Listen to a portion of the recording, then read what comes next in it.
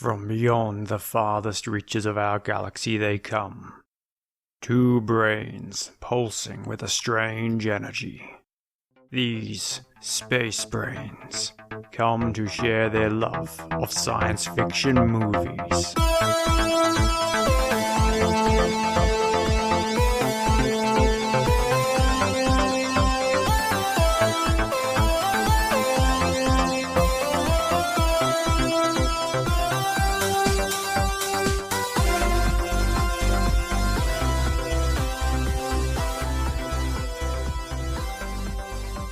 Hi, and welcome to Space Brains, the show where we joy watch sci-fi movies and then talk about what is good and what is great. I'm Surrey, and this is Mark. Hiya, it's episode 69 tonight, and we are talking about sci-fi film Cosmic Sin. Came out in 2021. It's fresh off the UFO mothership, In this episode, we'll reveal what we thought about the film, the ins and outs of narrative and film language, plus a bit of a deep dive into a specific piece of science that the filmmakers are proposing. Cosmic Sin is directed by Edward Drake, who also co-wrote the film with Corey Lang. So turn back now. If you haven't seen this movie, have a quick squiz at it, get your eyeballs over it, and then shoot back over to us. Warning. And hear what we have to say. Warning. Cosmic Sin is about 7 rogue soldiers who launch a preemptive strike against a newly discovered alien civilization in the hopes of ending an interstellar war before it even begins. It does star the one and only Bruce Willis. We have looked at a couple of Bruce Willis sci-fi films so far. Classic Fifth Element. That's wonderful. Brilliant film. Wonderful film. And Surrogates. Surrogates. Replicas is the Keanu Reeves. Keanu Reeves, yeah, Surrogates, which is also a really good film about cloning, kind of detected stories. Yes. So this one's quite different. Bit of a sort of, human race versus a newly discovered alien race. But good old Bruce pops up again. We all want to see Bruce on the big screen, don't we? I do, and I want to see him getting back to what he's great at. Yeah, we want to see that acting ability that he does have, He can bring tough real man ability, eh? Yeah, that real sort of visceral, raw, rough-edged hero is what he can do. What was your number one takeaway from Cosmic Sin, My number one takeaway from Cosmic Sin, it's always important to have an awesome operation name. Ooh, and this one had Operation Cosmic Sin. Yeah, that's right. And I just about clapped my hands when I heard him say that. Okay, let's begin Operation Cosmic Sin. Yes. And I was like, whoa, that sounds so badass. It does sound badass, doesn't it? Yeah, well, they're going to destroy, genocide. I mean, why not? That is a cosmic sin. It's a sin. So tell me, though, was it hope? Is this a warning or an experiment? I think warning, again, we've looked at a couple of sci-fi films that I think have this theme that humans are always going to be violent. We're always going to turn to violence. And in this film, definitely, like I said with the synopsis, these guys want to stop a war from happening before it begins by kind of pushing that bomb. It's always a bit of a dilemma, isn't it? It's like, do we act as are we humane in our humanity, or are we just going to push the button first, blow the crap out of it kind of thing, and answer questions later? So this film all delves into that. I think it's also a warning in that maybe we're going out into space, which at the start of this film, we're mining stuff, we're taking over planets, and because it goes up to 500 years in the future, we fight each other, we fight colonies of humans, but I guess one day we will run into something else in the universe, and what's that going to actually be like, Because maybe that first species, like this film sets out to suggest, is that it's not, that first species may not be friendly because them themselves are going to be spreading out into the universe, right? Yes. So the type of species that's doing that, a little bit like humans, might be a bit aggressive anyway. Oh, well, yeah, there's certainly, and we'll discuss this later, I'm sure, there's a strong train of thought that, in fact, what they do in this film, which is, charge in all guns blazing, is a genuine strategy we should consider when we meet aliens. Yeah, yep. So what was your first impression? First impression was I've really liked the graphics on the opening. So that was kind of a little sneak peek at what happens later on in the film. Yeah. But there's a book I meant to look it up. So there's a book of science fiction art that I remember reading through when I was a kid. So I think it was done in the 70s. And if you saw it, you'd know it. It's like that famous kids' cake book from Woman's Day. Like if you've been in Australia and you've probably seen the Woman's Day cake book, which has got all these different ideas for kids' birthday cakes, basically. Yep. And people I've come across all around Australia have either had this book or seen it or wished they could have had a cake from it. And they made a play about it a couple of years ago as well. So this sci-fi art book, though, is one of those ones as well where every nerd worth his grain of salt has sat there looking at the images of these sort of fantastic scenes of mining and space battles and luxury cruises and God knows what else. But that opening scene, I saw it and I went, gee, that really reminds me of that 70s aesthetic, that particular color scheme used, the shape of the spaceships and so forth. And I'm wondering if the artist who came up with that was inspired by that book. Well, probably those particular icons do get replicated in the movies. I think you've got a little piece of homework you've given yourself there for Space Brains. You've got to find that book, share it, put it on our Facebook, Instagram, let the audience know, because there might be a younger generation out there that has not even heard of books. Well, it's like, let alone an actual sci-fi architecture. I recently book saw kind of images of it on the Sci-Fi Reddit channel. Okay, well, share it, definitely. Okay, so I got to ask you though, how did it make you feel? I mean, you're watching this movie. There's some ethical dilemmas here. So what? Yeah, well, I suppose that's what I thought. I thought it repulses me a little bit that this is probably going to be what humans would do. Like we have seen these other alien invasion films where the aliens attack first. So, of course, you're very justified, aren't you, in those movies, Independence Day, to send up Will Smith and blow the living shit out of them, But this film, it's a little bit of the other one that, okay, they attack some little mining colony and but then did they really attack? I know, it was almost like, again, the guy went out and started firing his gun, right, into the dark and... there was something there. He seemed so idiotic, that guy, at the start of the film, that he just wanted to get laid. That was his problem. Well, it was a horror movie opening, wasn't it? It was, but he goes out there and just starts firing his gun. And again, so he's firing first. But yeah, it does get me a little bit upset that probably this is... maybe the way humans would react like this. I think culturally, this is an American story, American film. Hopefully the day that we meet aliens, we are a bit more maybe united as a planet. That I think if you got the Chinese involved, you got the Germans involved, or the European nations. I mean, Australia doesn't get much of a vote, but you got some of those other people involved in the decision making of going out into space and dealing with aliens, that we might not just push the trigger. Maybe Americans are a bit too gun happy that way. So it makes sense in their culture. But I think that's the thing. If you got some of these other cultures involved, they'd be like, no, we should negotiate. Well, if nothing else, in order to have other cultures involved, you have to have done negotiation. That's right. Yeah. Right? Yeah, it's true. But anyway, so the movie made me feel a bit sad that, I think humans, we would jump at it. I get that it might be a military strategy and maybe we're dumb not to, but I would kind of hope that if an alien species is reaching out to us, that you'd at least give it an opportunity to have some sort of conversation first, some sort of, like, why would you go firing? I mean, the scientists have sent that rocket out into space, right? That sound, they did that all those years ago. It's like the music, and in that movie Contact that we need to go back and have, this is no spoilers, but like that's what comes back, it comes back to us from this alien civilization. So yeah, it made me feel a little bit sad that way.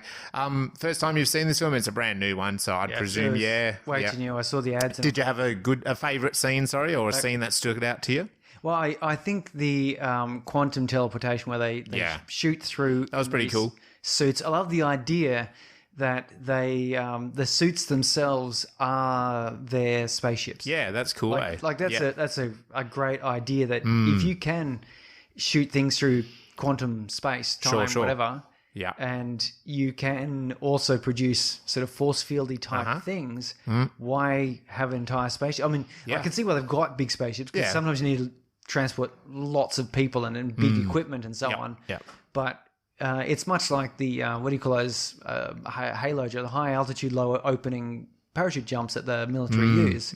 So they have like a a bomber basically fly really high altitude, Yep. really quite fast. Yeah. And the people just jump out with maybe wingsuits or nothing, and the speed that they have from being in this airplane jumping out, the airplane then turns away and goes off. Yeah. Actually lets them travel several kilometers forward. So the airplane never crosses over enemy, lines and never leaves airspace that it's allowed to fly in. Yeah. And these people are too small to be picked up on radar, so they jump out and they kind of gracefully fall.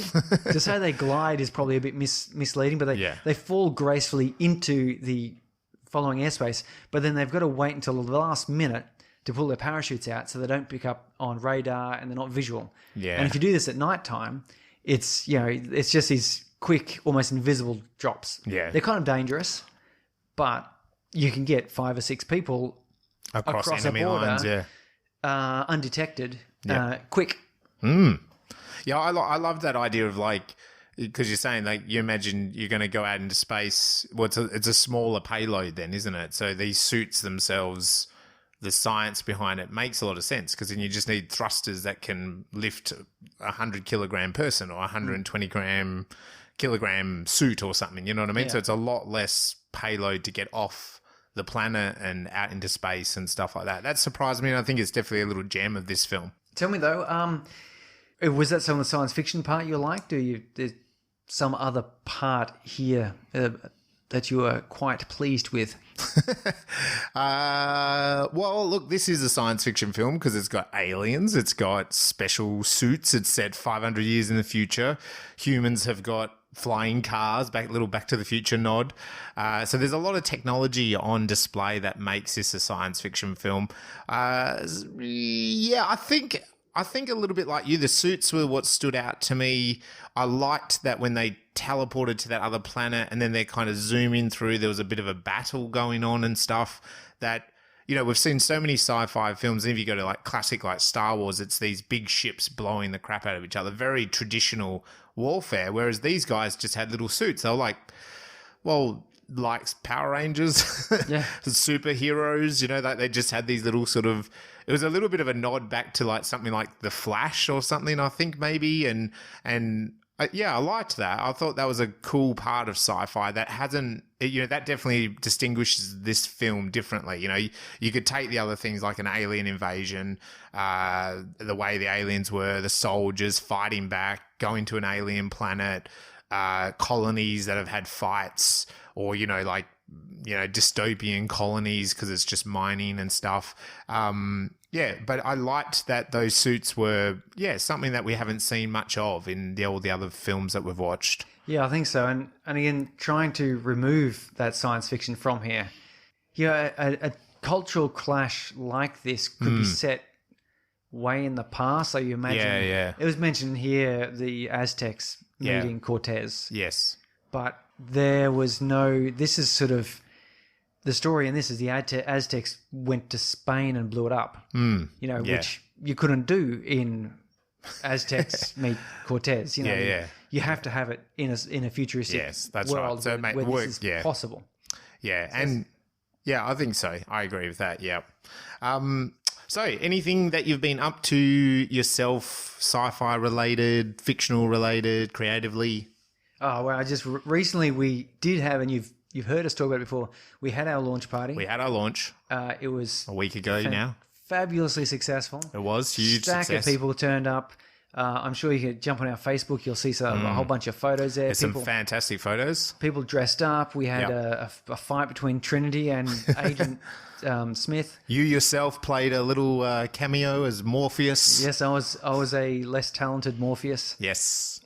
Being tortured by a bearded agent. Yeah, the sonic manipulator put on a bit of a, ear-piercing spectacular. I thought that was fantastic. It was wonderful. Had a lot of good feedback about him. And then Furchick as well, putting on some Foley work and messing around with Darth Vader sounds through a snorkel of all things. And yeah, that was something that I think I had a few people reach out with the feedback of that. Yeah, we had 80 plus people turn up, had some politicians give a little keynote speech and support.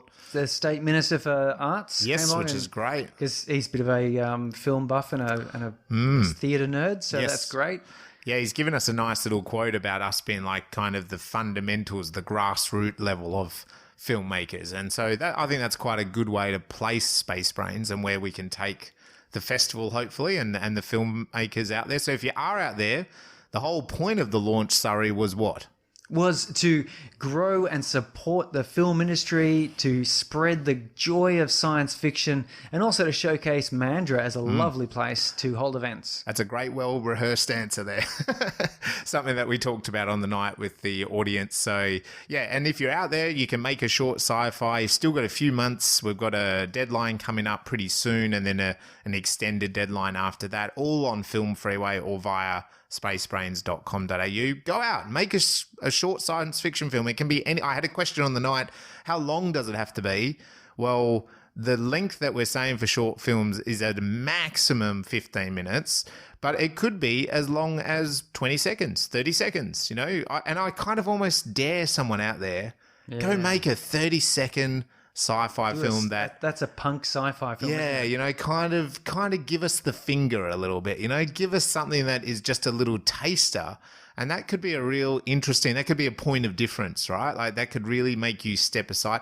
Or like we we're just talking about, this film did something very unique with, instead of space shuttles, the guys and girls were just in space suits and transporting across the galaxy. Come up with a little unique science thing, you know, and you don't need a big budget to do that. You know, you can do an interesting thing, you know, a science element yourself, and it doesn't have to cost much to prove it. And likewise, it could be shot on a mobile phone if you want to go that pathway, or, you know, get out the big red cameras and go totally professional. Go for it. But we look forward to seeing that. And off the back of this launch and the promotion and so forth we've gotten of that, we got approached by a feature filmmaker, and currently talking to the two of them. They're brothers. Yeah. To get them on the podcast to have Awesome. a talk about their film that we'll watch. Fantastic. And we'll go through it. They did that on they're both in the film industry, but they've done it on a shoestring budget. Yeah. But it looks great. Yeah. So we'll find out how they did that and a bit more information about that. Yeah, that's exciting. There's also there's a local science fiction convention that's getting run just before our film festival. Right. And they're interested in talking about maybe we could screen some local short films that don't make it to the awards. Yeah. And we can get someone involved in that, like the writer, director, the camera crew, whatever, come along and talk about the process of making these films. Yeah, so awesome. There's a lot coming in here, which is going to give us a chance to give a bit of a boost, as much support as we can to the filmmakers. So that's what I've sort of been getting involved in now. I've also become part of the great resignation. If you've been reading these news stories about this sweeping trend of people resigning. Oh, yes. So moving into full-time author, wouldn't that full-time podcaster, space brain organizer. Well, we've got to work a bit more on some of those government grants, I think, if we're going to We do. But we made the launch party, definitely, I think, made the right impression on the right people. And yeah, we just, hopefully there's a bit of momentum from that, and the Australian government we're talking about here can kind of recognise that, yeah, we're stayers in the industry. We want this thing to grow and we want it to become something special. And hey, invest in us a little bit of seed money now, and that will go a long, long way. Yes. Coffee isn't cheap these days. No, that's right. You drink so many cups of coffee. I need at least was it a pack of kilo of coffees about $20? Yeah. And that lasts a couple of days. But anyway, so as wonderful as all of that is, let's move on then and get into this movie, because it's a different kind of movie, this one. It's totally different. So, look, we normally like to go into the plot points in a particular way, but I think tonight we need to talk about this film a little bit differently. Before we get into that, so just talk about, we mentioned Bruce Willis. He plays a guy called James Ford in Cosmic Sin. We then have a whole bunch of actors that, look, they're not huge actors, are they? But you recognise, like, there's a guy from Game of Thrones. Frank Grillo was in Occupation Rainfall, wasn't he? Yeah. MCU. Yeah. And there's another person that's, what was it, a TV show. So a lot of the guys here, a lot of the actors and girls, sorry, I should say, I don't say guys in general, but a lot of the actors here, they've done a lot of sort of like TV and maybe smaller features. So this is kind of a big step up for them to jump onto a big film with Bruce Willis. This film was written by Edward Drake and Corey Lang, and Edward Drake is behind the directing chair as well. And it seems if you look up like the IMDb, him and Bruce are making a whole bunch of films over this next couple of years. So there seems to be like 5 of them. Yeah, 5 or 6 of them are coming out over the next couple of years. There was one just before this one as well. So, and a couple are science fiction, and then a couple are more your traditional sort of cop. Bruce Willis as a cop thing. So I'm not sure what the deal is there. It'd be great to get the filmmakers on the line on a future episode and have a chat to them about it. Maybe Bruce would like to come along. Yeah, and get Bruce on. And so we're going to have him on for 5 podcast episodes. That's right. Just pay him $1 million per episode, sorry, and he'd probably be happy to do that. Again, the government grants. Yeah. I don't know what the budget of this was. I'd say it was reasonably substantial. The box office has not done that well, but it is a brand new film, and I'm not sure if, again, sometimes these films, the last film we did as well, they go straight to the streaming now. So there's not really a box office. On IMDb, it does say the box office is $1 million. So I'm sure the budget was a lot more of that, but then they get money from the streaming services. So yeah, who knows? So we do traditionally like to break down the narrative into some common elements that we consider to be good story from some of the big script writing teachers, and also our analysis of looking at the big films. I mean, traditionally 3-act structure breaks down into those 3 key parts, like a beginning, middle, end. In the beginning, we have stuff like the opening images, the theme, that really important inciting incident that is going to take the audience on a journey, and then also maybe a little bit of a debate, and then breaking into the second act.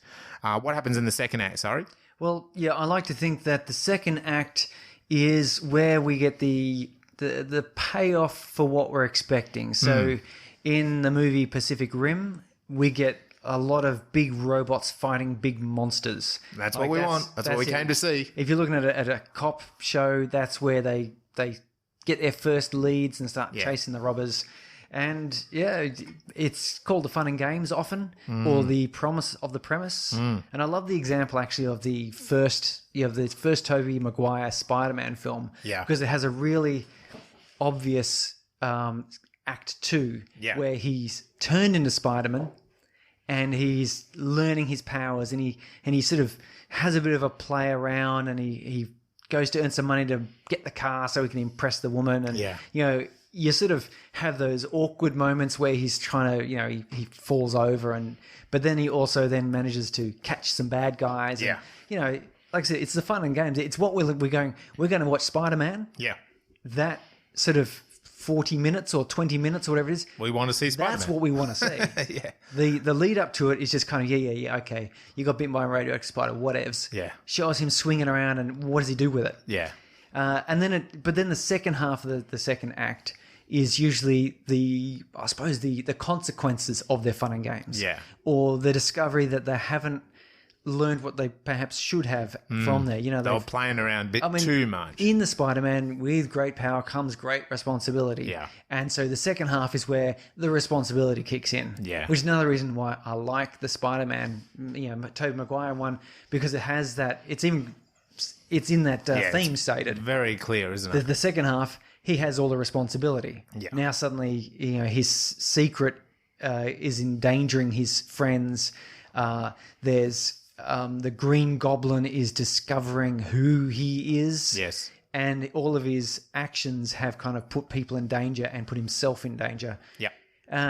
But then, you often then get right at the very rock bottom of that, where that's the biggest pile up, and then we move into Act 3 from there. So you get some sort of little spark of inspiration, which pushes into the final part of the movie. Yeah, and quite often that break into 3, just before you get into the third act, that protagonist, Spider-Man, has to kind of go, I've been mucking around, that didn't work out. Now I've been more serious and my friends are in danger. what do I want to do now? It's a bit of a fork in the road, and they need to go, the theme. Yep. With great power comes great responsibility. So I've got to really live that life. Yeah. Or like in the Matrix, I'm, Neo, you're the one, I'm not the one. I need to save the system that is actually working here, even though I'm not the one. Yeah. But by doing that, he's proving that he is actually the one. So it's the same as Spider-Man.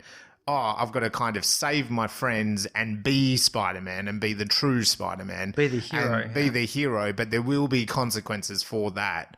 And so then and we, the audience, go, yeah, go get them, like go save the day, go get the bad guy. Don't worry about the consequence. And sometimes in a story, not those ones, that might mean the hero is like going to die. They're putting everything on the line to prove, it could be a redemption story.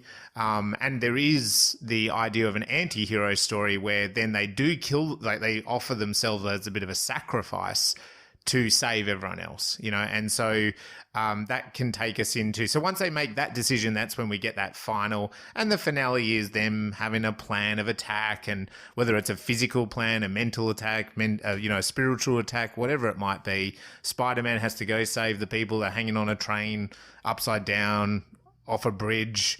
It has to do that, but at the same time, he has to also fight Green Goblin and also hiding his identity or whatever, and all of those things. And just when he maybe is going to get the upper hand, the Green Goblin throws something at him, and he has to make a decision between the train and it's Mary Jane, isn't it? Mary Jane, has to kind of make the decision. Oh no, more responsibility. I've got to save the whole train full of people, and then try to come back for Mary Jane. And so there's that kind of like, just when he maybe is getting the upper hand, there's a final hurdle. Or, in another film, they're kind of up at the top of the precipice of a mountain, and they've got to get over that mountain to kind of win the day, and they don't quite make it. Whatever, their rope runs out, whatever, and it's like, oh, do I keep going or not? So there's always that final thing. And again, that's what makes a great story, because we're wanting the hero to kind of realize their power and get to it at the end. And then if they do, they defeat the antagonist, or they defeat their enemy or their mind or whatever it might be, or they win the Mighty Ducks win the grand final match, that kind of thing. And then it's like, hooray! And then there's some sort of final image, which quite often, according to the real script writing teachers, is it should be almost like bookends on a bookshelf, that it's almost the opposite of the starting image. It could be almost the same scene, but played out in an opposite way, because now they've learnt their lesson, and they've actually proved that they learnt their lesson, and so now they're different, So how many acts does Cosmic Sin have? Now, this is where tonight we are delving into something completely different, and this will blow your minds a bit, that Cosmic Sin is probably a 2-act structure, I believe. 2-act structure. Which might sound a bit weird, and it does still follow a lot of those beats that we just went through there, but it doesn't quite have the 3-act structure. Now, what I mean by that is it does have a beginning, middle, end. It does have some of those plot points that we just talked about, like an inciting incident, a second act, moving into a finale. It does step through all those steps. It has a dark night of the soul. It ticks all of those boxes, but the thing that is missing from this, and it's a big lesson, and I'm a writer, you're a writer, we're trying to write as best as we can, I'm a filmmaker, and that you watch a film like this and you kind of go, this isn't 3 acts, this is 2, so I can learn from this. Why is this only 2? And what's missing is that we don't actually really know who the protagonist is. No, this is a mixed bag of action and characters. Yeah. And they're all trying to solve this same problem. But we see this problem, it travels along on a straight trajectory until it hits that wall of victory. Yes. And I would love to have Edward Drake come on and talk to him about this. He's got 5 movies cracked along, so he's probably a very busy fella. But it would be great to know, like, what was those intentions, because there is a theme stated, and also, as I said earlier myself, like, there is a warning of this film. Like, this is sort of the way humanity jumps on. So the filmmakers had an intention, the writers had an intention. So we then therefore have a very clear plot point. So just to be really very quick on it, humans and aliens are going to have an interaction. These aliens are kind of like violent themselves. They want to come here and take over the planet. But before they come here and take over the planet, the humans in this story decide to, no, let's go to them. And in fact, let's just blow them apart to stop the war. But the problem is there's no protagonist who learns a lesson. There's also, so therefore there's these different characters all playing their role, and they are making decisions and affecting the timeline of the story, but they're not exactly, as we were just talking about with Spider-Man, they're not actually learning anything. No, and they're not changing themselves. We don't see the conflicts that they have to overcome with themselves. So they just have to overcome the conflict of the aliens. Yeah, so we start off, for example, in many movies you start off, you see the opening image, which you'll see, the hero. And I don't use the term hero to indicate someone who's a superhero. Yeah. The main character of the story, Forrest Gump, for example, we see him sitting on a park bench. But in any case, we usually get introduced to their life and some of the problems they're facing. Yeah. So we get an idea of what the current situation is and why it's a situation that will change. Yeah. Or needs to change. Because usually the protagonist will have some sort of a goal at that point. And we go Spider-Man, Tobey Maguire, we're introduced to him, a bit of a nerd. He likes Mary Jane and wants to ask her out. So he's got this problem and he's in a situation where he's disadvantaged. Yeah. That's the opening scene. And in this movie here, we come in on... we sort of get a bit of a prologue. We do get a prologue. Which is something, so your opening image doesn't always have to be the introduction in the same way. So the prologue here it's almost like a horror movie start. Yeah. It's a couple of miners on a planet making out, and it's always the woman, of course, who goes, "Oh, I just heard something." And the guy is like, "Hey, no, that's just a cat." And then she goes, "No, seriously." He says, "No, look, I'll prove it by running around out in the bushes by myself in the dark." Yeah, firing a gun. Yes, and lo and behold, he dies. He never comes back. Yeah. But then we pretty much cut away then to Bruce Willis in a bar. We know then that he's this fellow who's dropped a bomb. He's committed an atrocity. Yeah. So we are getting a setup here, aren't we? Yeah. Like we've been told that there's this other planet. There's a bit of an alien attack, and we're told it's the first time humans have contacted aliens. We then cut to this Bruce in a bar. He's kind of like a depressed, isolated renegade ex-general. Yes. And these young soldiers want to beat him up. Yes. Well, I think he explains half...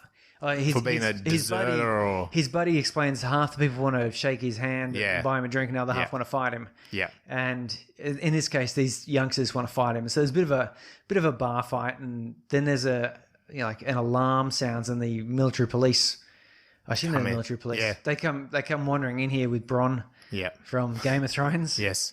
And sort of confront James and indicate that he has to come along. Yeah. And why? Well, the current general is ordered him to come in. Yeah, you get reinstated. Yeah. And so clearly that's of interest. So we do have this startup where we're going, okay, he's got some problems. Yes. Clearly he's he doesn't seem happy. No. He's either conflicted with his own history or is annoyed that he's not recognized as the hero. And then he's doesn't have his military rank. He was dishonorably discharged, stripped of his rank. Because the thing is, I think if you reach something like major or colonel, I can't remember, it's certainly in the Commonwealth armies, you get to keep that rank even after you leave. Assuming you leave nicely. Yeah. Then you can still be referred to as, and I can't remember, I apologize ahead of time for those of you who are really good on this. I can't remember the exact rank, but let's just say it's colonel for the sake of argument. You can keep calling yourself, colonel so-and-so. And you see this in some of these older movies, say Poirot, where one of the characters will be, Colonel Flabbergast of Wichita House or something, Yeah. He's no longer in the military. He's done his service in the East India Army or whatever the hell he's in.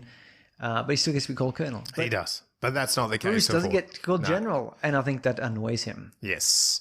And so when he does sort of unwillingly come in with the Game of Thrones Bronn guy, and when they get in, they explain, well, look, we don't know much, but there's an alien situation.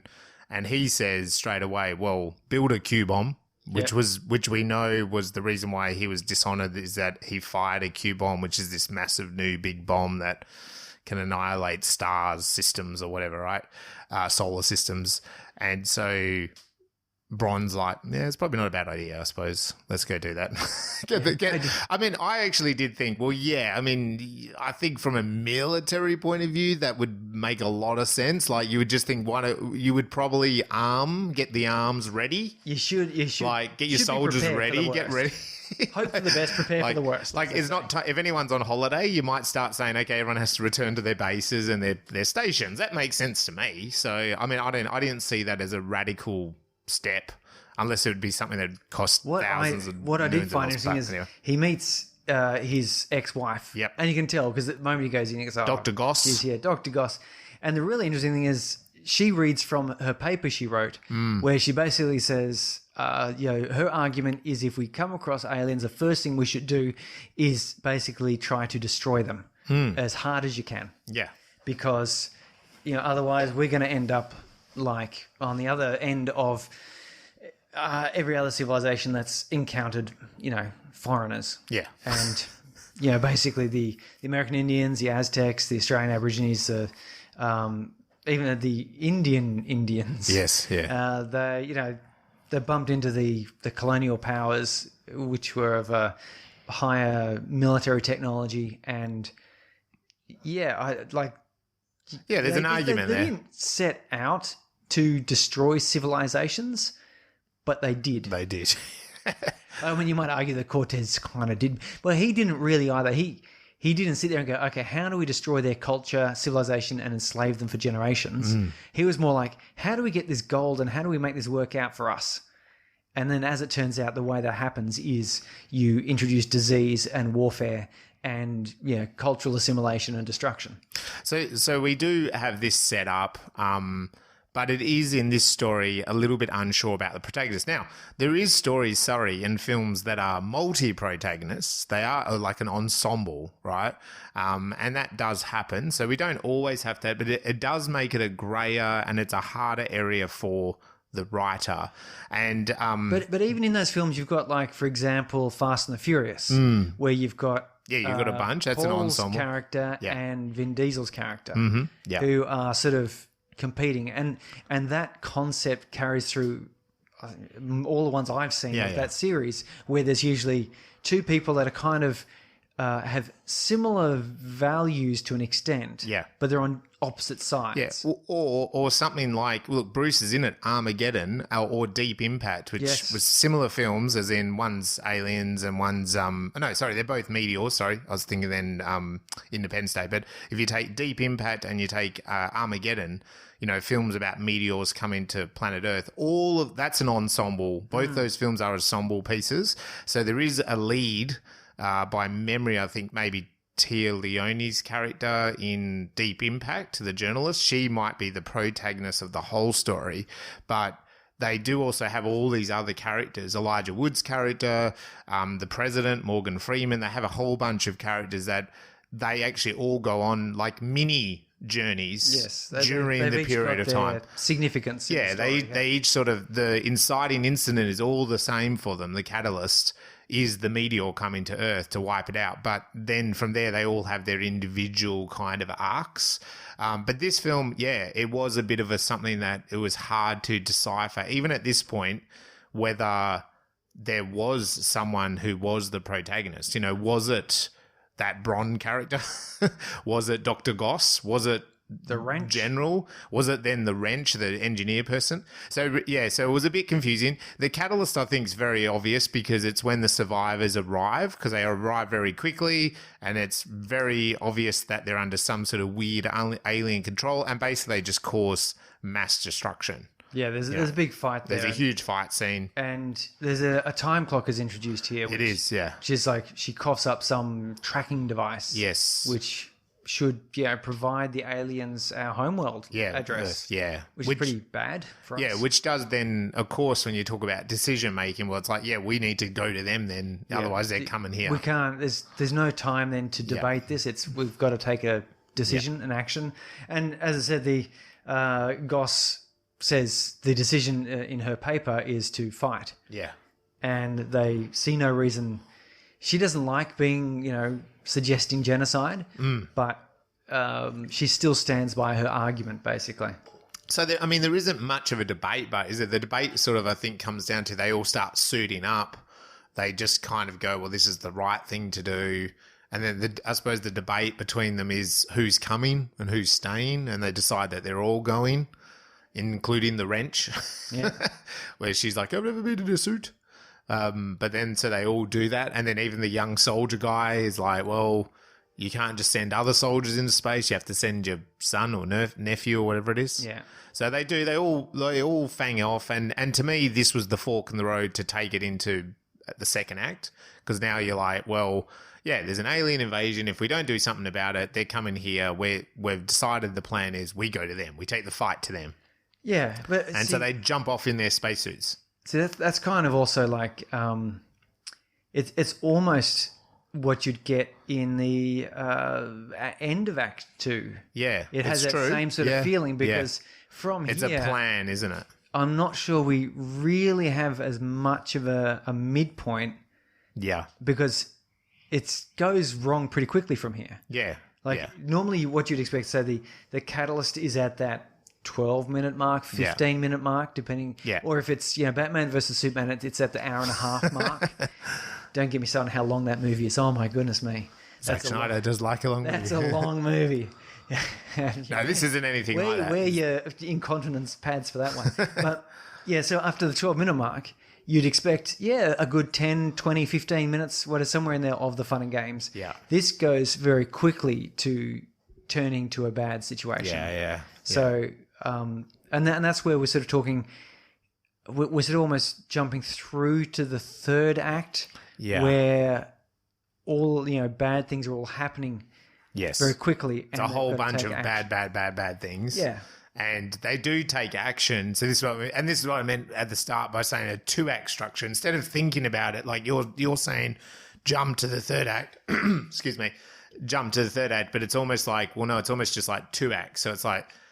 This is going into the second act and then that's it. You know what I mean? Like the second act is now, we land on this planet. We're a bit separated. Half the group is separated. Bron is shot straight away. Bruce goes off and is, I don't know, led into some weird tunnel where maybe it's his wife, maybe he's an alien. He's making out with an alien or something. We're not too sure. It's all blurry and mystified. These other aliens are also there with him. I don't know. There's a little bit of a weird scene there, bit of a trippy scene. If you're someone on your drugs, you're probably going to enjoy that scene. And then they go back to the base, some sort of base, telecommunication base, and this is where Bron is dying, and then Bruce just comes in and kills him. Just kills him. Puts him out of his misery, I suppose, is the better way to say it. That way. Yeah. No one seems to fight that either. They seem to just go, okay, well, yeah, all right. And they've also lost a couple of them, and they've lost Goss has disappeared. So to me, that was kind of, if you look at it traditionally, the fun in games. But I think when I looked at this whole film, it's more like that's almost like one act and then there's another act. And there's not really, because I'm not really seeing, Bruce is not really evolving. The other characters haven't, I can't remember, is it Ryle, the young guy? Was Ryle I'm forgetting his name. Is Ryle the guy up in space? Is that Ryle? General Ryle? Let's call him Ryle. Yeah. So they're all just kind of enacting this plan, aren't they? So it is a bit like you're saying, it's more heading towards the climax of the film. So there's sort of a chunk of the story missing here, isn't there? A progression part. Yeah, they've gone straight to we have to fight the aliens. Launch this cannon to shoot the Q-bomb through the gate and then Yeah, that's straight to the finale there. Yeah, but the one thing that stops them then is Goss turns up and she's infected. So she's now and she's with the aliens, and so she tries to convince. There's a moment there she tries to convince Brucey back. Oh, let's get back together. Yeah, let's have a little schmoochy schmooch. It'd be kind of cool. And he's sort of tempted for a minute, and then he's not tempted, and they kind of. And then he just blows them. They start having a big gunfight. Yeah, there's a big gunfight with that ridiculously oversized weapon for that woman to be carrying around. Yes. That looks like a computer game moment. Yes, it does. Like if you're into, was it like Apex Legends or one of these sort of online shooty games, it really did look like that. And I think that was the aesthetic they're going for as well. Yes. So I don't know. I was a bit confused exactly where we were in the plot points there as well, because Goss turns up and they fight, but then both her and Bruce Willis are actually okay. And then they're shooting up into this portal in space. Well, there's an interesting presentation, though, I think, because the thing that this film does, entice me with is this sort of presentation of this first contact dilemma. Yeah. And we got the initial one where it was like, when the survivors first came back, they're decontaminating them and they lock them in their room, and and Goss says, "Oh no, look, don't just immediately shoot them. Like, let's try and get something." But one of the alien, people held up a gun, but didn't use it threateningly from my point of view. They kind of held up looking curiously at it. Yeah. And then that freaked the soldiers, and the soldiers shot them. So there was that kind of thing of like, should we try to communicate with these people? Like, they seem to have killed our buddies, like our fellow humans, but is that how they're trying to communicate? Is that an unfortunate side effect that they think we would just understand? Yes. And then we have this other thing where they talk about, okay, well, on first contact we should just kill them. And then we get this bit where Goss is talking with Bruce, and these creatures sort of point out, we are expanding through this universe. Like, when we need to fight, we take soldiers. Yes. And, it's sort of indicated that they colonize, and it's not clear whether they're destructive in their colonization. Yeah, that's right. The people who have been inhabited by them or taken over, are they in fact a symbiosis, or is it purely parasitic in nature? And it's there is a little bit of discussion there, but we don't get enough into it because I think somebody wanted to shoot guns. Yeah. And so we got a bunch of gunfights. And do you know what? That maybe that was a missed opportunity in this story, was more like learning more about the aliens and their race and that process. Maybe we could have gone into more about their point of view on the whole thing, And if you're worried as a writer that might then put, too much, you kind of make the aliens sympathetic to the audience, well, then you just make them do bad shit. But it's I think maybe there was a missed plot point there, that if we'd gone in and seen the process that the aliens were doing and why they were doing it, given some sort of motivation behind it, I think maybe that would have been interesting as well. It is interesting, and I think there's a number of movies that go a little bit of that way. There's a movie that sort of got a bit of bad press, which is the Alien Covenant. Yes. No, Prometheus is what I'm thinking. Yeah. Prometheus, but again, that sort of presented a couple of interesting concepts, regardless of how you felt about some of the scenes. But that had a couple of those concepts about what we get a bit of idea of what these aliens from the Alien and Aliens franchise. Yeah. What their purpose was, why they are like they are. And there were these creator beings that it was some sort of means of sterilizing Earth because there was a rebellion or something. Like, it's not wholly told, but you can see now, okay, these aliens aren't, natural life forms which do this. They were created to be badass, which sort of makes a lot of sense then. And and by getting that little bit of insight, and that's what I do like about that Prometheus, despite people not liking it so much. I actually kind of enjoyed parts of it because of that, because you get that insight. And it's an interesting idea, I think. And so, and this movie here, we've got a little bit of that, but it's made me curious to know, well, these aliens, like... Are they just recruiting soldiers to be soldiers, as in Yeah. like a drone, or are they actually kind of immigrating them into their culture? Yeah, do they like go, well, you're fighting us, so we're going to like take your soldiers? Yeah. And that's what they're doing, because it's not like they've gone and, invaded anywhere else and just destroyed it. Yeah. They're sort of, we haven't really seen much about that. But anyway, it's sort of interesting there that we then had this fight, and then the dilemma, I guess, is that they've got this quantum portal, this wormhole thing, which is big enough to allow a fleet through. Yeah, and we Whereas see the fleet. Humans are only able to sort of shoot people through. Yeah. Which means that, with only being able to shoot people through, there's only so much you can do. Yeah. But being able to send through entire fleets, and they had this big fleet. It reminded me of the Avengers movie where they had the same thing. A portal opens up over New York, and there's like a big alien fleet ready to come on through. Yeah. And sure enough, they fire up this bomb Blaster, Q bomb. and they're worried because, of course, if you shoot the Q bomb through and it detonates on the other side with the portal open, the portal's big enough to suck them in as well. Yeah. Which and that was kind of a problem they had in the Avengers, I think, as well, where they shoot missiles through this portal, but the blowback could be devastating. Yeah. But anyway, they do.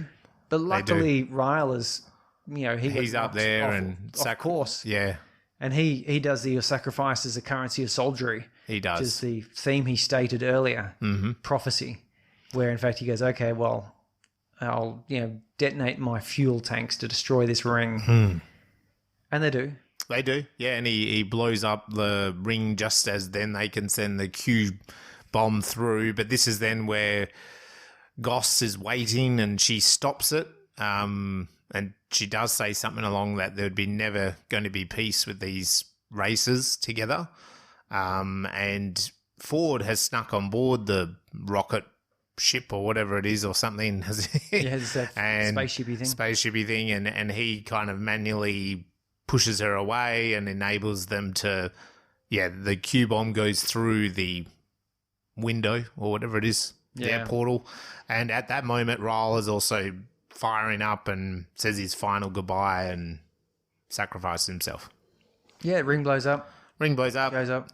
Just in time, and so the portal closes as the Q bomb crosses over and destroys this alien race. Poor buggers, they wouldn't have known what was happening. And then the final image does bookend the opening. It does. We're back in the bar, and now this time though, instead of having belligerent soldiers, it's just the members of the team that went through and came back, and they're all happy. Well. Cheering him on. James Ford isn't. No. I think he's a bit happier because he's reinstated. Yeah. But he's still kind of... and he does that. Grim. It's that traditional Bruce Willis, like, there'll be another fight tomorrow. Yeah, what else? Like, that was one alien race, there'll be another alien race tomorrow. Yeah, then you'll get me back for another Q-bombing. Yeah, never stops. I'm your Q-bombing bitch. And that's the end of it. I mean, the film, I will say something, there's some really good film language in this, as in it was shot really nicely, really traditionally in this sci-fi realm. You get some really cool curves on the spaceships. The fly-in space sequences as well with the little suits was done really nicely. Yeah, the suits are quite good. I like they should be... I was reading someone's comment that said those suits... should star in a new film. Like they should go on to they should have film. A sequel. Yeah, the costumes, the suits were great, but the costumes all round were fantastic. That was definitely an element that stood out. There is a lot of symbolism with the colours that play out in the film. We also see some familiar sets, as in really when they do land on that planet, it's a little bit like Endor, isn't it, from Star Wars? The forest, like that's definitely there. Of that. Prospect. Yeah, I was too. Yeah, like or the like one colouring. and the 100. It felt a bit like the 100. The that 100 TV was show. A bit greener cast. It was. This was a bit bluer cast. It was, but I don't know. I got a familiarity with that, and also again with their costumes, like the people on the planet, the miners, and those kind of soldiers, a bit Mad Maxy, a bit Prospect-y. Like it's that kind of ripped up, dungeony kind of effect going on. When we do have that trippy scene, that shot really interesting. We really have an echo going on, kind of a bit of a trail of Bruce Willis and what he's seeing. We don't kind of see this white-shaped thing that he's about to make out with. Yeah. And then it turns into Goss, and then it's not Goss. And so that shot in a really, That sort of reminded me of that Empire Strikes Back, Luke Skywalker meeting himself as Darth Vader. That's true. As a kid, that always confused me. Like, he goes into this thing and there's Darth Vader, and I thought, what? How the hell did Darth Vader get here? Yeah, and then he yeah. goes, choo-choo-choo, chop. Yeah. And chops his head off, and I think, that was pretty easy. Yeah. That's a bit early in the film to be solving that. And then the head opens up and it's Luke, and I went, I'm 8. I don't understand what that means. Yeah, so there's a bit of sort of like a pretty coolly shot bit that way. And I mean, there's that nod in science fiction where back on Earth, just want to say back on Earth, there's the sort of, there's the notion of the wrench and her Harley, I think it is, or, old school motorbike. And you're into bikes. You might, I don't know if you noticed what type of bike it was. That was a custom bike. Custom. And then also Bruce at the bar. It's like a really dingy, shitty bar that, like the excess neon. Yeah, like the people don't go to, and so it's a bit run down and cruddy and all that kind of stuff. So there's kind of a cruddy, ultra broken world. It's not a nice, clean, everything ship-shape and shiny, futuristic, It's not Star Trek. Yeah, way back we watched that Equals, there's that sort of future, isn't there? Everything's white and clean, like we're in an Or Apple. even like Passengers. Yeah, Passengers, where we're in like an Apple store. The whole city looks like an Apple store. The robot bartender in Passengers was considerably more advanced than the robot bartender in this, yes. for example. But yeah, those spaceships were pretty different, weren't they, in Passengers? So there's a lot of good science elements in this film. It's just it's a bit unusual that we have a 2-act structure and not so much a 3-act structure. But hey, if you're out there and you watch this and you disagree with us, send us a message. Let us know what you thought about how we went with the 2 acts instead of the 3 acts. Are we right? Are we wrong? Do you know who the protagonist is? Let us know. If you go, no, it's Bruce, or it's actually Dr. Goss. Tell us what we're right and wrong on. Give us some feedback. You can hit us up on our socials, Facebook. Leave us a review on the podcasting stuff and let us know. So what about your ladder? Now, for me, this is interesting, this one, because In Paradox has kind of been my first rung of the ladder. And I'm actually going to put this one under In Paradox. So this is going to come in as my first. So I don't know if you're out there and you're going to follow my ladder and start at number 1 and go all the way to the bottom, or start at the bottom and go all the way to the top. But this one I'm putting it there after In Paradox. After In Paradox was my kind of first rung of the ladder for so long.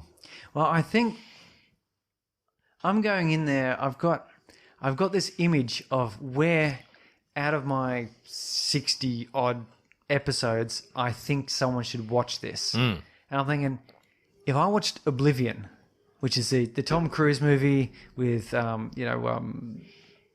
what's that guy, Morgan Freeman? Morgan Freeman, yeah. And it's he's confused such on where he is. Beautifully written, textbook 3-act structure. It's organized. Yeah. It's just neat bookends. It's well foreshadowed. Lovely. And then you see something raw like this, which is will shock your socks. And coming back out of that, then you watch yourself a bit of Pitch Black, which has got this really great character arc that made Vin Diesel a superstar, really. Pitch Black is what turned Vin Diesel into someone to watch out for. Yeah, because definitely. his portrayal of a convict that's escaped, and he's supposed to be real bad, and he's quite rugged, but he has that very distinct turn at the end where suddenly he's not sure of who he is. He goes, well, maybe the world isn't all bad. Yeah. And you could even sort of say he found God, according to that religious imam that was with him. So in between those two films, this film is a great sort of I like these palate cleansers. Yes. Yeah, because if you went Oblivion, Edge of Tomorrow, and went through Passengers and Martian, and so you'd be samed out. Yes. Because as well written as these some of these Hollywood films are, like Oblivion and so forth. Yeah. If you watch a whole bunch of them back to back, it's like watching a Pixar marathon. Yeah. An individual Pixar film, brilliant. great, entertaining, start to finish. You get the whole idea. You watch 4 or 5 of them, and if you've got little kids, you probably have. By the 3rd or 4th one, you're starting to go, yeah, okay, it's too much. This one here, breaks Cosmic it up. Sin, right in the middle there. Yeah. Breaks the same up, doesn't it? The routine. It does, and it introduces some interesting concepts of aliens and first contact. Yeah, definitely. A different context of that. That's fantastic. Where is it sitting on your ladder? Hit us up. Let us know. All right, so time to delve in. We've talked a lot about those science suits. I'm wondering what you want to pick on tonight with the science, Surrey. Man, I want to talk about first contact protocol. Okay, the strategy. Blow the living shit out of them. What do we really do? Do we actually have anything that would cover us for this? Has anyone thought about it? Is it in the UN Charter? I mean, somewhere in the UN, have they discussed this? Yes. Yeah. And what's the strategy? Is it to blow the living shit out of them? No. Look, okay, so let's go into Send a Q-bomb. The declaration. What about NASA? NASA surely has some sort of strategy in case the astronauts come across. Well, okay, so SETI has a permanent committee of the International Academy of Astronautics. SETI being the search for extraterrestrial intelligence. Their whole idea is to get a hold of them, and so they've thought about this. So they've got the Declaration of Principles for activities following the detection of extraterrestrial intelligence. Right. So there are 8 points, and I'll just quickly run through it. So any person or organisation detecting a signal should try to verify that it is likely to be of intelligent origin before announcing it. Of course. Makes a lot of sense. Number 2, the discoverer of signal should, for the purpose of independent verification, communicate with other signatories of the declaration before making public announcement, and should also inform their national authorities. Number 3. So if you're having a chat, you should get someone else on the phone. Yeah, but someone else who's kind of like in on it. Yeah. On this whole deal. Okay. And also your national authorities, I guess, because I have a feeling that, governments will be a bit pissed off if... Hey, I've been talking to ET for 3 months and I didn't tell you. You're like, oh, that's kind of important for us. We can't govern very well without knowing this. And number 3, so once a given astronomical observation has been determined to be credible as an extraterrestrial signal, the astronomical community should be informed through the Central Bureau for Astronomical Telegrams. Telegrams. I think this is a problem. Yes. They need to update this slightly. Well, no, that's what it's just called, the CBAT. Yeah, I'm joking. And it's obviously it's how astronomy nerds talk to each other. Yeah, telegrams. It's like a forum or a mailing list. Yeah. The Secretary General of the United Nations and various other global scientific unions should also be informed. All right, there's the UN. Yep. Mention the UN. And then we go 4. We're up to step 4. We still haven't announced this. So following the confirmation of an observation's extraterrestrial origin, news of the discovery should be made public. Well, this is pretty standard government protocol, isn't it? It's like document the thing, talk to the thing, tell everyone about the thing within government, and then now tell the public. Well, you see, it kind of makes sense. It's a little bit different though, because this is actually scientists coming with this, not a government. Yeah. Their national authorities, that's only number 2. Yeah. You tell other people before you tell the national authorities. Yeah. Because you've got to prove it. That's what the scientists are saying. But it's interesting that here they said then all data confirming the discovery should be published to the international scientific community. And then 6, should evidence of extraterrestrial intelligence take the form of electromagnetic signals, then the Secretary General of the International Telecommunication Union should be contacted and told about it. And then neither the discoverer nor anyone else should respond. Doing so requires international agreement. So no responses, please. No Q-bombs. Wait. The SETI Permanent Committee, they can continually review this. So basically, they sort of say, it's make sure you know what you're talking about. Yeah. Get some other people who might have an idea to check to see if you're right. Yeah. Tell the government, tell the public. And also, if you're the discoverer, you have right to make the first public announcement. Mm. It is important to note that this Declaration of Principles is not legally binding and it hasn't been agreed to by the UN or anything. No. This is purely a bunch of astronomical observers coming up with their best idea. Yeah. And I mean, that's the thing. I mean, someone could run into an alien in outback Australia and not know that these protocols exist. Sorry. Well, the whole thing about don't make contact is, and they point this Or out don't create a war. in their greater discussion. They sort of say, we say don't try to communicate back because it's the whole world you're talking about here. You can't one person can't just take it on their own shoulders to talk for all of us. Because there's going to be quite a few people who disagree with them. It doesn't matter who you choose. Although I don't think anyone would disagree with me. Of course, that's of course stands to reason. But I couldn't be bothered talking to the aliens. That's why we have 7 billion listeners to Spacebrains. Point 4, you've made it public. And so they point out, having made it public and identified what bands these communications are coming on, you're not going to be able to stop people from talking. Yeah. However, the strategy behind this is the fact then that you're not going to get one, because if you keep this sort of secret and just give it to your government and that's it, the government might try to make communications and they're going to misrepresent everyone else. Yeah, the rest of the governments. And probably imagine ScoMo representing and probably us. half of their own population. Yeah. So, but this way, it's more like you've called everyone in the whole world, everyone with a bit of equipment could start firing messages back. Yeah. And if you're at the point of view of the aliens, if you send your, hey guys, we can spot you and talk to you, and you get one message back saying, yeah, hi, see that country just to the left of us? Could you nuke them for us? That's a certain thing. But if a few thousand or a few million voices come flying back and say, oh yeah, hey, you nuke them, no, fight them, you love me, take a photograph, whatever. Like the aliens sort of go, oh, okay, they're a mixed bunch. That's right. Which is probably a good thing, right? Because what would you think if you wave to the locals on an island that you've newly discovered and just, one of them waves back. If one of them sort of does, a finger across the throat motion, you go, oh, they're unfriendly. Yeah. But if in fact, 100 or 200 of them, some of them going, yeah, come on over, have dinner at my house, or, just go away, or, yes, you can look, but don't leave any rubbish.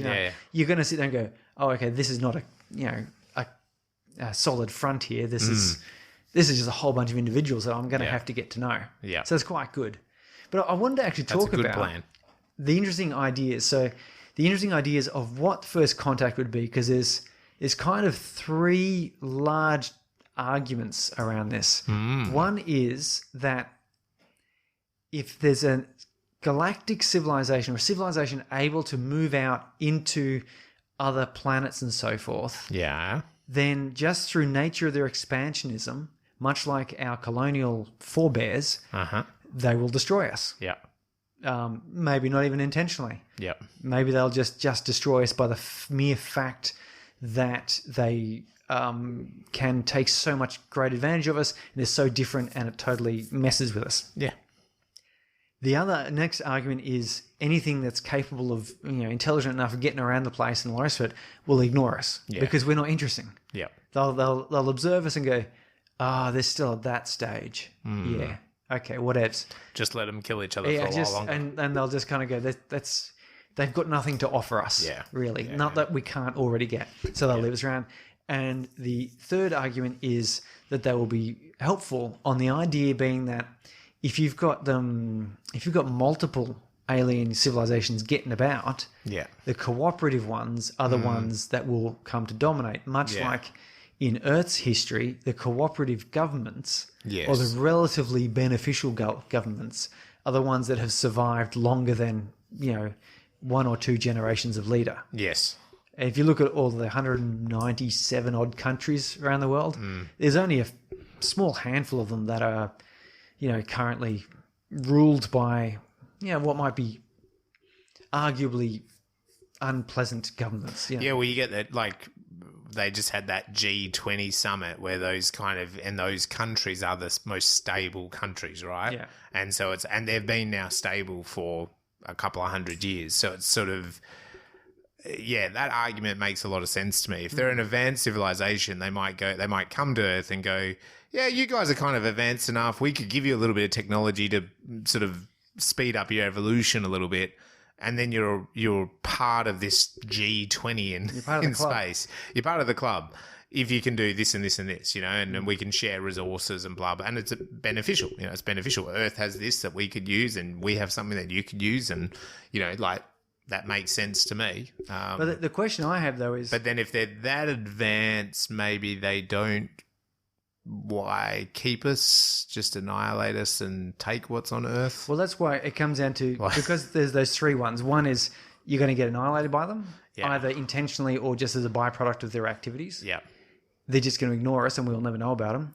Or they'll actively try to support us in some way. Yeah. But then again, that third argument, again, I can think that once you've educated people, like... I see myself as educated. This idea that this film, Cosmic Sin, was raising, that we just bomb someone to begin with, like, that's not in my creative thinking. You know what I mean? Like, once you're an educated thinker, you kind of go, yeah, sure, they might be coming here to bomb us, but is there another way around this? Can we talk about this? Can we negotiate this? This is what's known as game theory we're going to, and so there's an interesting discussion on this, which I think is that if you've got out of the dragons, we're going to ignore one of them because that's just no contact. Yeah. So of the other two, we don't know what they are exactly. So we just made first contact in some way. Yeah. We don't know. So we have to go, how do we win this situation? How does this situation turn out as some sort of a positive? Yeah. Now, one way is there's a 50-50 chance, let's say, that they'll destroy us or be good to us. Yeah. And we have to make our own response, which could be good to them or destroy them. And if we be good to the people who be good, excellent. Yeah. That's the perfect thing. But if we be good to the ones who want to destroy us, they'll destroy us. Yeah. If we're going to be bad to the ones who want to be good to us, they probably won't destroy us because they're good. They'll probably just back away and go, okay, well, we're now going to become part of that third argument, which is... You're just off limit. We'll just put a little sign up saying, warning, crocodiles swim here. Yeah. Don't bother with these guys. They're lunatics. In which case, we're no worse off than before. And if we be bad to the ones who are going to be bad to us, we might have a chance by surprising them. Yeah. But then we also could just piss them off. But it doesn't matter because they're going to be bad to us. So what I'm saying is, if you're looking from game theory, there's an argument to be said that our best response is... as strong an assault as possible right up front. Yeah. The idea being that if they're benevolent aliens, they'll just go away and leave us alone. If they're not, we might actually be able to cost them enough that we buy ourselves time or something along those lines. And if they are that G20 kind of summit but an interplanetary idea, they might, even if we're really bad, but if they're super sophisticated and they like, you could send them a Q bomb and they're just like, turn it off. Yeah. Like if they're that evolved, you know what I mean? And they go, oh, they tried to bomb us. Like that's pretty funny. Like we get where we get where they're at mentally. Yeah.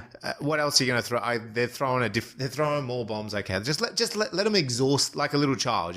Let them exhaust themselves. Let's make one of them blow up over here. Yeah. We'll give them a decoy. And we'll back off, and then they'll think they won, and then poof. But they also, if they're that advanced, they might go, well, that's okay. Let them tire themselves out. Okay, now they're tired.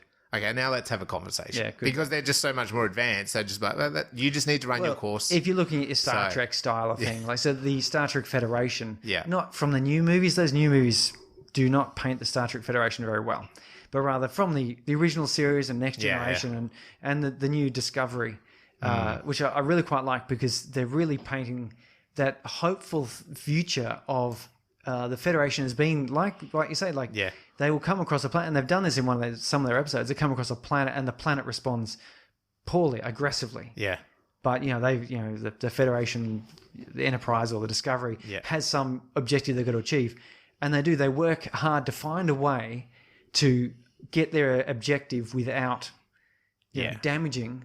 Even there's a highly aggressive planet who just doesn't want them there. But they sort of find a way of kind of getting what they need to do without causing too much trouble. Yeah. I guess it could be like if you imagine like a massive nuclear submarine or warship rocking up on an island, but the people on that island only have spears. Yeah. And you're like, and then they start throwing spears at the ship, and you go, and the general and all that go, well, do we just open fire on these people, or do we just let them throw spears at us because no one's getting hurt? Yeah. They're just tired. They're just giving us all they got. Oh, now they're putting a rock in a slingshot.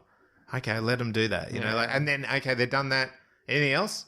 No, that doesn't seem to have any other technology. Okay, well, we could just like bomb the shit out of them, but we came here to kind of say hello to these people. Yeah. So now let's say hello. Or maybe they just come in to get some fresh water. Yeah, yeah, that's right. Well, can just send a helicopter with a bucket and dip it in the middle of that pond over there. Avoid them. Yeah, so... And these people will run around shaking their fist at the sky, but honestly, it's what are they going to do? Yeah.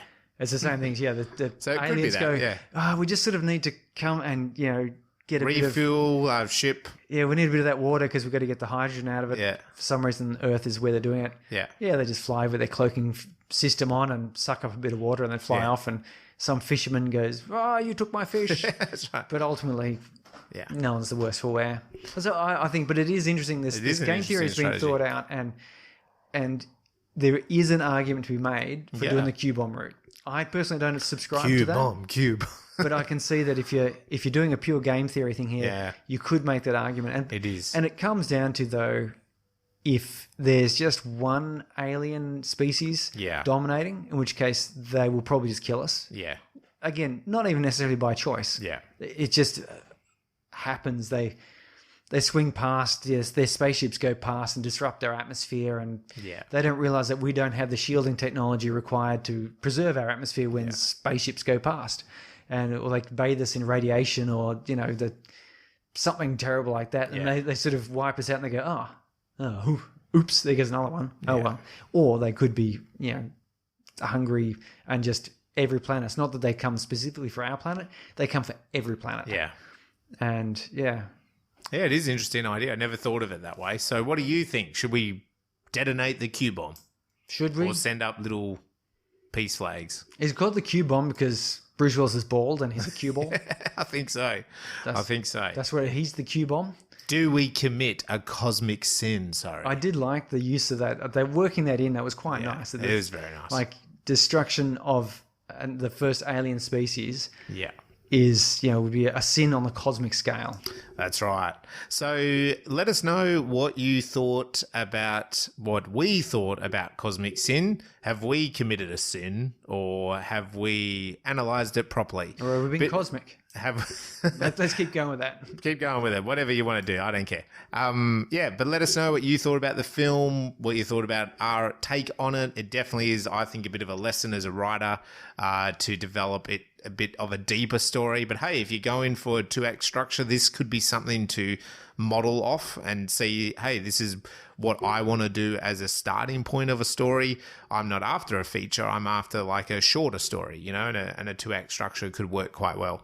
So that leads us into our next episode 70. Sorry, 70. Whoa, 70. We are getting old. That is, we're getting old. So that makes it a classic. And this one is a super classic by my standards. It is Donnie Darko, the director's cut. We're going to go the director's cut. If you're out there and you're following along, watch both versions. This is a cracker of a film. Yeah, you go and enjoy. Watch this one. Keep your eyeballs and your earballs open. Yeah, it's pretty much what launched Jake Gyllenhaal's career. He's a young teenager in this. I think it's Richard E. Kelly, I'm pretty sure, by memory, is the writer-director. And Maggie Gyllenhaal. And Maggie Gyllenhaal. No, but she's a smaller character in this, but plays his sister, even though she is his sister. Shock horror. And there's a lot of really good teenage angst in this. So it's probably one of the best. The soundtrack on this is fantastic. And the soundtrack is brilliant. So the director's cut has a few more explanation points. There's mixed reviews out there about that. I quite like it. I do like the original but as well. So I can't wait next week when we get into Donnie Darko. So please give us a 5-star rating, write a review, do something, thumbs up, follow, whatever, on all the podcasting devices that are out there. Get on our Facebook page. That's where we post like events and upcoming episodes and so forth. Yep. Spacebrains.com.au. You can catch hold of all of our episodes, plus the information, festival, and any other events and things coming up. And reach out as well. We've got contact us on all of those channels. We are on TikTok, Facebook, Instagram, Twitter. Hit one of them up. Let us know what you're thinking about our episodes, or maybe even films that you'd like us to do. Or you're a filmmaker. Reach out. Say hi. Have a chat. Let us know about your science fiction film. And that probably brings us to the end of episode 69, Surrey. See ya. Bye.